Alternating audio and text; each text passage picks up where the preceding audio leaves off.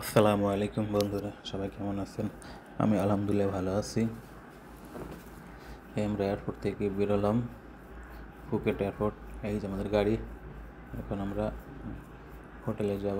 তো এখান থেকে গাড়িতে যেতে 40 মিনিট সময় লাগে। তো ওই যে হোটেল সামনে চলে আসছি, ফুকেট। হোটেল নাম হচ্ছে 70 পাতাং, একটা 3 স্টার হোটেল।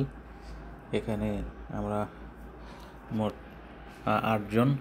তো এক এক রুমের লোক হচ্ছে 2 জন করে। তা আমাদের রুম ভাড়া হচ্ছে 1200 বাত, বাংলা টাকা কনভার্ট করলে আছে আপনার 4800 টাকা। আর আমাদের এসে থাকছে সকালে ব্রেকফাস্ট, আর আর কিছু না। আর ব্রেকফাস্ট সকাল 7টার ভিতর উঠতে হবে, তাহলে ব্রেকফাস্ট পাবো, নাহলে নেই।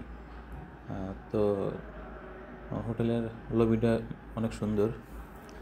রুম কেমন জানি না, তো চলেন রুমে যাই, দেখি রুমের পরিবেশ কেমন। যেহেতু লবিটা অনেক সুন্দর, মোটামুটি তা মনে হয় যে না, খারাপ হবে না, ভালোই হবে। তো এখান থেকে